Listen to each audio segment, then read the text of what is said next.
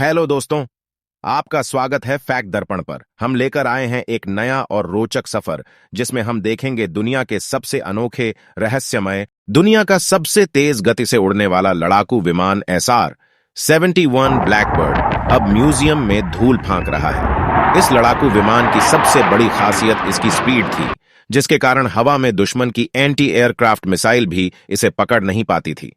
Airman magazine की 2017 में प्रकाशित हुई एक रिपोर्ट के अनुसार ब्लैकबर्ड विमान पर सर्विस के दौरान दुश्मनों की तरफ से कम 4000 मिसाइलें फायर की गई थीं। हालांकि कोई भी मिसाइल इस विमान की स्पीड की बराबरी नहीं कर सकी। यह अमेरिकी वायुसेना के इतिहास में एकमात्र ऐसा विमान है जो 30 साल की सर्विस के दौरान एक बार भी दुर्घटना का शिकार नहीं हुआ है। 4000 मिसाइलों का आंकड़ा वी आर द माइटी की एक अन्य रिपोर्ट में भी दिया गया है। ब्लैकबर्ड के सबसे प्रसिद्ध पायलट ब्रांड शुल ने भी इन मिसाइल हमलों का उल्लेख किया है। शुल ने बताया कि इस विमान ने अमेरिका के 6 राष्ट्रपतियों के कार्यकाल के दौरान अपनी सेवाएं दी हैं, जिसमें राष्ट्रपति Lyndon Johnson, Richard Nixon, Gerald Ford, Jimmy Carter, Ronald Reagan और जॉर्ज H.W. बुश शामिल थे। हालांकि इस विमान को बनाने की परियोजना की शुरुआत ड्वाइट आइजनहावर के कार्यकाल के दौरान हुई थी और कैनेडी प्रशासन के दौरान इसकी पहली उड़ान आयोजित की गई थी, जबकि अंतिम उड़ान बिल क्लिंटन के राष्ट्रपति रहने के दौरान हुई थी। 3529 किलोमीटर प्रति घंटा की स्पीड से उड़कर रचा था। इतिहास इस लड़ाकू विमान ने 1976 में 3529 किलोमीटर प्रति घंटा की स्पीड पाई थी, जो आज तक के इतिहास में रिकॉर्ड है। इस विमान ने 1 सितंबर 1974 को न्यूयॉर्क से लंदन की 5645 मील की दूरी 1 घंटा 54 मिनट और 56.4 सेकंड में तय की थी। रूस के साथ जारी शीतयुद्ध के दौरान अमेरिका ने इस लड़ाकू विमान का खूब उपयोग किया था, जिसका मकसद रूस के मन में डर को बैठाना था। अमेरिका ने कभी भी इस विमान का उपयोग किसी युद्ध के दौरान नहीं किया, जिससे यह साबित नहीं हो सका कि क्या यह विमान युद्ध के दौरान भी उपयोगी साबित होता है कि नहीं। बताया जाता है कि सोवियत संघ के पतन के पहले ही साल 1990 के करीब इस विमान को अमेरिकी एयरफोर्स ने अपनी सर्विस से रिटायर कर दिया था।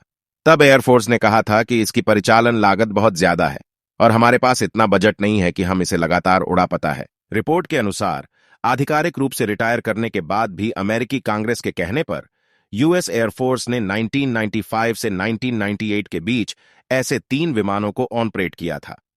बाद में एयरफोर्स ने इसमें से एक विमान अमेरिकी अंतरिक्ष एजेंसी नासा को सौंप दिया था। नासा ने इन विमानों के जरिए साल 1999 तक रिसर्च से जुड़े कई मिशनों में उपयोग किया, जिसके बाद इन्हें हमेशा के लिए सर्विस से हटा दिया गया। 1990 में जब इस विमान को अमेरिकी एयरफोर्स ने सेवा से हटाने का फैसला किया तो उन्हें लगने लगा था कि रूस के पास भी कई ऐसे जहाज आ गए हैं जो इस स्पीड का मुकाबला कर सकते हैं। ऐसे में इस विमान की उपयोगिता पर सवाल उठने लगे थे। उधर सोवियत संघ भी अपने अंदरूनी मामलों में कुछ ज्यादा ही व्यस्त हो गया था, जिसके कारण अमेरिका के साथ उसका तनाव भी धीरे धीरे कम होने लगा। जिसके बाद अमेरिकी कांग्रेस ने इस विमान की लागत को लेकर कड़े सवाल खड़े किए थे। $2 लाख प्रति घंटा थी। उड़ान की लागत अमेरिकी कांग्रेस के सामने यूएस एयरफोर्स के तत्कालीन chief of staff general Larry D Welch ने कहा था कि सैटेलाइट की बढ़ती ताकत और सोवियत संघ की सैम 5 मिसाइल से इस विमान का बच पाना मुश्किल है।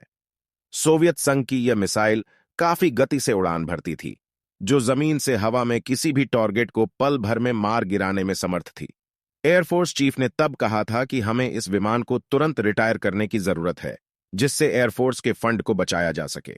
उस समय रोनाल्ड रीगन प्रशासन में यूएस एयरफोर्स के सेक्रेटरी एडवर्ड सी एल्ड्रिच जूनियर ने अनुमान लगाया कि SR-71 बेड़े को संचालित करने के लिए इस्तेमाल किए गए पैसे से 2 टैक्टिकल फ्लाइट विंग्स को संचालित किया जा सकता है।